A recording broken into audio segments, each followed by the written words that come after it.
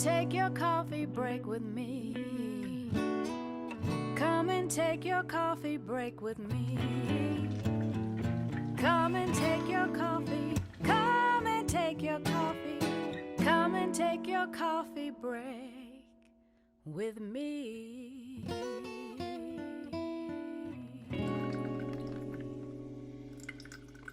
So welcome back to Coffee Break with Candace, everyone. I'm so glad you're here. And we have another incredible guest this week, and I'm going to have her introduce herself and tell us more. Hi, so good morning, guys. My name's Ishia Lynette, and I'm the Director of Communications for Austin Justice Coalition. For those of you who don't know what Austin Justice Coalition is, we are a radical group that educates and builds community power for people of color who live in Austin, Texas. And the way that we do that is through community support and policy work. Some of our community programs include our higher learning program, our Black Art Matters, Black Boy Joy, State of Black Austin. And our policy work ranges from many sectors such as criminal justice, housing, and education. Fantastic, wonderful. Well, we're so glad you're here. And so can you tell us a little bit about your journey to the Austin Justice Coalition? Yeah, so I would say, for a while, I joined AJC about 2016.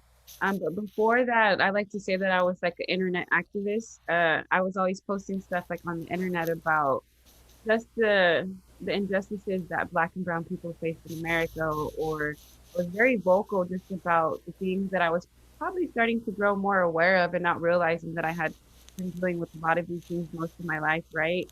You just didn't know how deep it got, And so Chaz Moore, which is a really good friend of mine, but also the executive director for AJC, he had just started this group, and he was constantly inviting me to these meetings, and I never really went, even though it was in the back of my mind, I just didn't know if it was for me. But, this is right around the time when Mike Brown and Trayvon Martin, when there was a lot of the first initial uproars over people like to say, they first became woke to the Black struggle, right? And for me, it hit close to home. There was a 17-year-old Black boy by the name of David Joseph who was shot and killed by APD, Austin Police Department. He was naked, he was unarmed, he was experiencing like a mental breakdown at that time. And so it really touched home to me because I have nephews, and I was like, wow, like this really can happen anywhere. It can happen, in your backyard. And so from there, I went to my first meeting with AJC, and, here we are almost 5 years later. I'm still with this organization. I've grown so much with this organization, and I'm really grateful to be a leader in my community. That's incredible. And tell us more about you personally, your journey and some of your experiences. So I grew up, I'm from El Paso. My mom is Mexican, my dad is African American or Black. And so growing up in El Paso, the environment, everybody is like middle to lower class, right?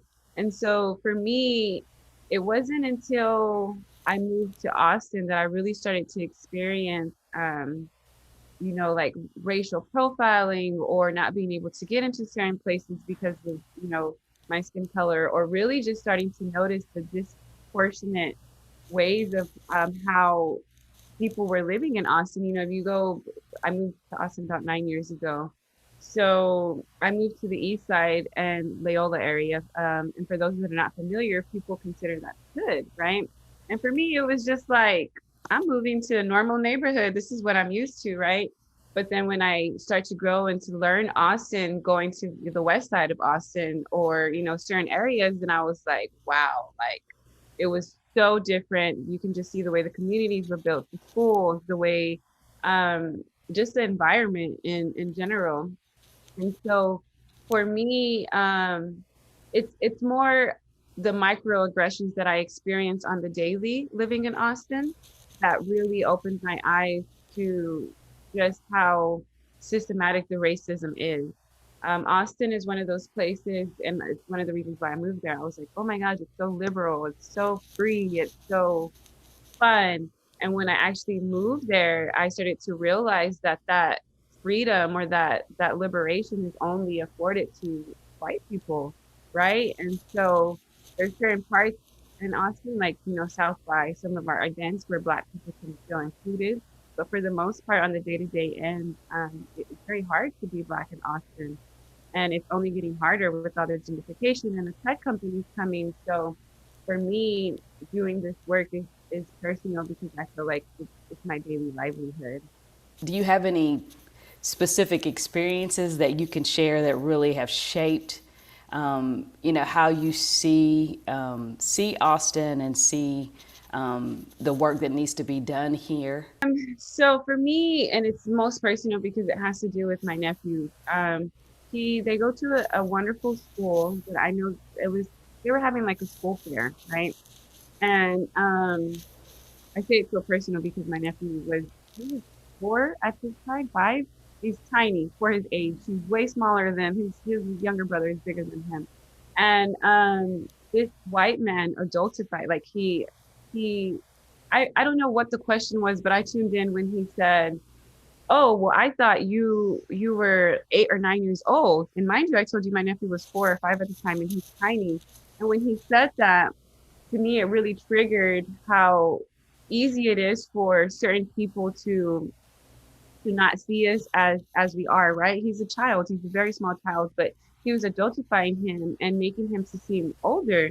And for me, I took that so personal because we hear so often that, you know, our younger kids are quote unquote predators, or that they're bad compared to their classmates, or, you know, or they can be disruptive, and, you know, certain things that I feel like white people have certain biases against children. And for me to see this young boy that is so sweet and tiny and loving, and having somebody adultify him and think that he's older, just let me know that the world is not what my nephew may view it as, and definitely not what I view it as. And I took that just super personal because, again, he's a kid. And so if you at I don't know that man's age, think that a young boy is older than what he is, then he's going to be treated as such, right? And again, that's taking away the innocence from our children, which really happens daily, right? For most of us, but again, we're not aware that we're being, I guess, what's the word? Somewhat coached or learning these learned behaviors on how to behave and how to maneuver through the system. And I don't want my nephews growing up having to know that their blackness is a target. So some of the work that AJC is currently involved in with our housing sector is our How to House campaign. With that campaign, we are working with ECHO ATX to house those who are currently experiencing homelessness. With that program, certain places that landlords or rental properties can offer vouchers to those who, you know, are unhoused at the moment. And what that does is obviously alleviate those that are living on the streets, but they're also able to obviously better their lives. We've had many conversations with those who have previously been homeless and those that are currently on the streets. And it's just interesting to hear that a lot of the issues that people, especially also complain about, have solutions to them, but the quickest solution is for people just to hide away from it, and never really, how can I help this person get off the streets, right? And so what we have found is that, yes, we know that people suffer with drug abuse and other things that comes with being homeless, but most of that time it's them just, you know, bearing that difficulty of being in the street. And a lot of them are able to, once they get permanent housing, to really come out of that situation and grow and to be an active part of society. And so that really is important to us because, as you can see, like, if people are not familiar, the homeless population in Austin is very large, and it's particularly this it particularly affects Black people who live in Austin. That is the largest. Austin only has 8% of African Americans, but yet 60 to 70% of the people that are homeless in Austin are Black. So that just goes to show Wow. the disparities that are going on in Austin. It's very expensive to live in Austin, right? So there's that one. But some of the other work that we're doing is we're in ledge session right now. So it's a bit different because COVID, so we're not able to advocate directly with some of our, our officials, but we're still advocating for some bills to be passed. One of them is the Sandra Bland bill. And what that is people, so Sandra Bland was obviously pulled over for a she should have just got a ticket, right? She should not have went to jail and she should not have lost her life. And so what the Sandra Bland bill is asking is for people to not be arrested in those cases when they can just receive a ticket. It's important and crucial that this bill is passed just because in Austin, again, your black and brown people are disproportionately pulled over versus their white counterparts, even though it's been proven that their white counterparts often have more drugs or under the influence or just certain things where they're often just given a ticket or a slap on the wrist and able to make it home. Whereas us, we are the ones that are going to jail for these things. And sometimes, ends up like Sandra Bland in death. And so we can save a life by avoiding that, especially children. But I would say some of our successes have been our negotiation with the police contract, asking for more transparency and more accountability in that contract. One of our most recent wins is also the defunding of APG to have funds be allocated towards other public safety entities. So that is currently still underway, but recently 20 million of that was some of the money was actually used that was taken from the police budget to purchase hotels for those again that are experiencing homelessness. And so for us, again, it's like reimagining that public safety for everybody. We're hoping that some of the money will go towards building up the mental health department.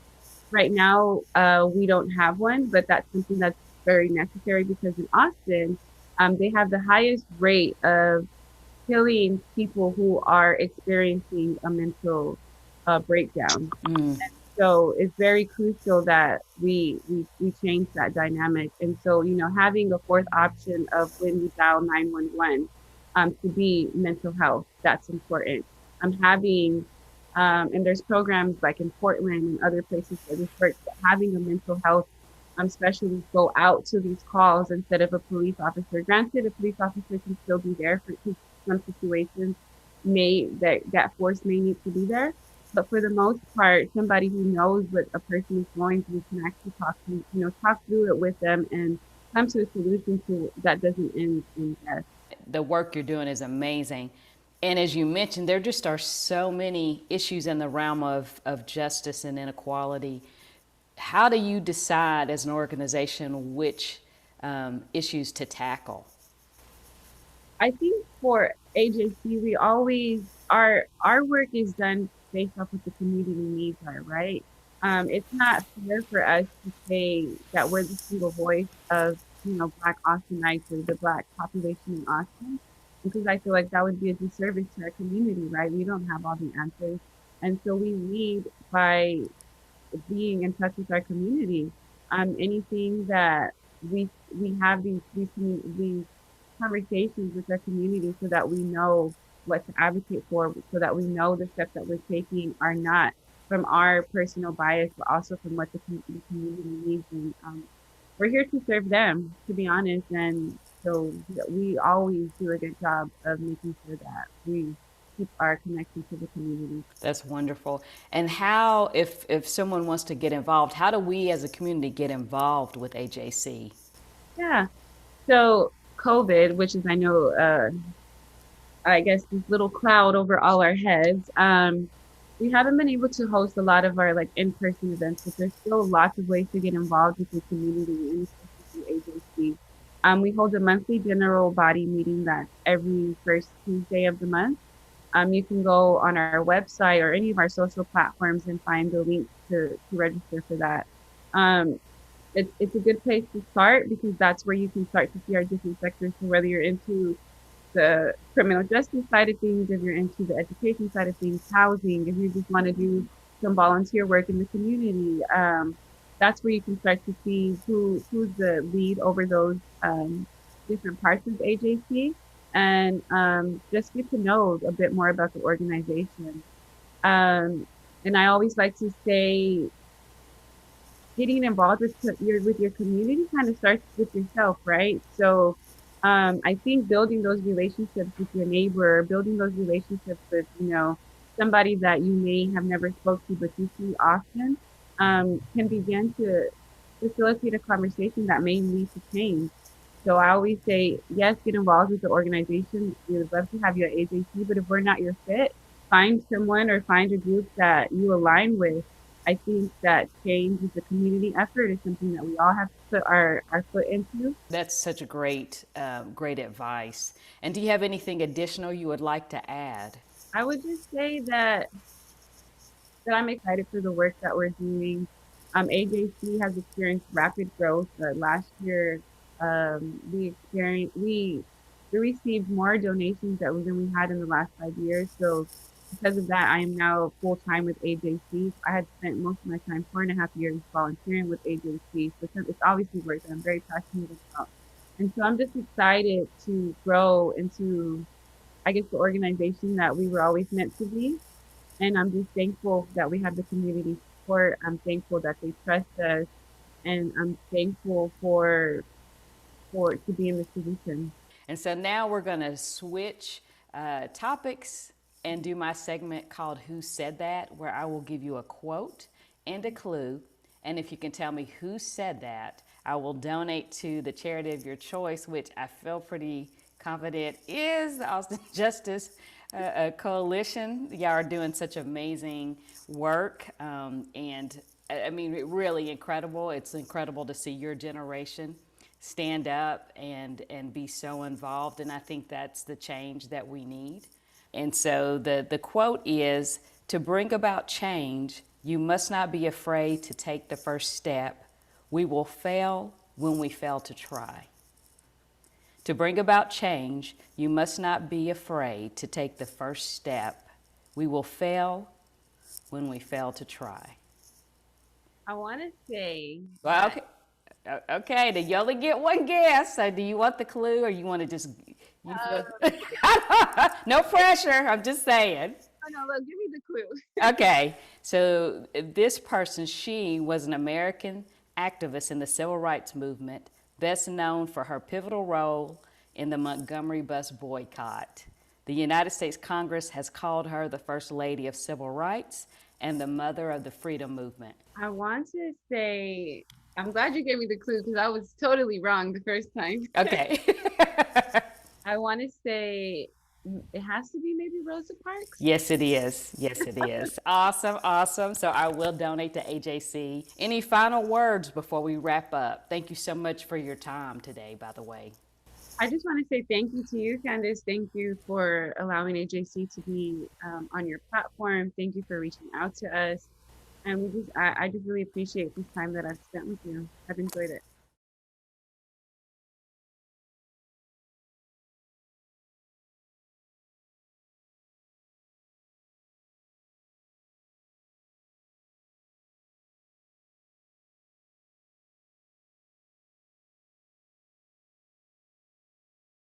My name is Destiny Fitzpatrick.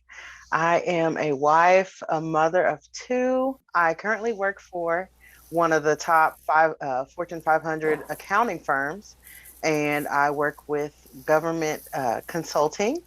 And I also, in my spare time, I am an artist. I love music. I was brought up with music. Music brought me up. I just love being all types of music, all types of genres.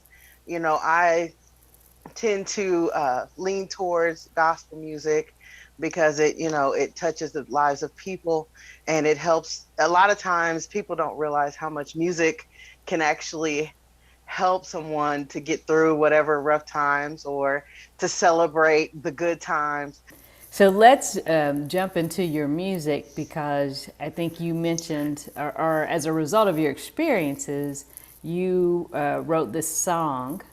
And so I want to play the song first, and then let's discuss.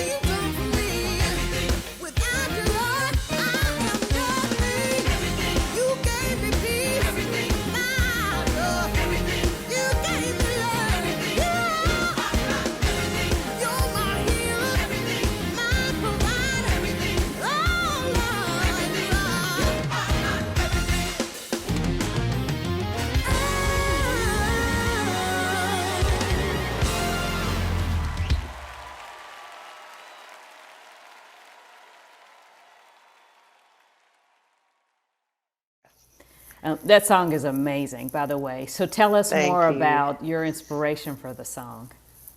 Actually, this song, it's kind of funny, but this song was written 10 years ago. It was me and a friend of mine who actually passed away a couple of years ago. And the song never left me. Was the song complete the way it was, that the way you heard it? No. Um, it has evolved over the years because of all the things that I've gone through as an artist. God never allows me to just go out and sing anything. And what's next for you musically? Musically, what is next for me is I'm still pushing the single, um, still going out and singing at different places, just trying to get the single heard. And I'm also still working on other singles as well. I've reached out to a couple people, so we're still getting that underway. Um, I do want to say that God has blessed me to become a part of a group on Facebook. They're called Her Songs, and it is a group of women who are music writers who actually write music. Oh, that's And awesome. it's been a blessing just meeting the different women, and everybody's music sounds different, but God is glorified by all of it, and it sounds good. I love it all. And it's a place where women can celebrate you're a writer. In the music industry, it's kind of dominated by men. So we as women, we come together, and I'm excited about what God is going to do. And now we're going to do my segment called Who Said That, where I'll give you a Okay. quote and a clue. And if you can tell me who said that, I will donate a modest amount to a charity or a nonprofit of your choice. So the quote is, and again, you get one guess. So if you need the clue, you let me know. Since I was 2 years old, all I knew was gospel music. That music became such a part of my life, it was as natural as dancing, a way to escape from the problems and my way of release. I need a clue. Okay. And so the clue is, now this artist is no longer with us, and a lot of times he was known by one name, but he was an American singer, musician, and actor. He is regarded as one of the most significant cultural icons of the 20th century and is often referred to as the king of rock and roll, or simply the king. His energized interpretations of songs and performance style, combined with a singularly potent mix of influence across color lines during a transformative era in race relations, led him to both great success and initial controversy. The king The of rock and roll. king of rock and roll. And one of the songs that you might know that he has done is Jailhouse Rock. Yeah, ain't nothing but a hound Elvis. dog. Huh?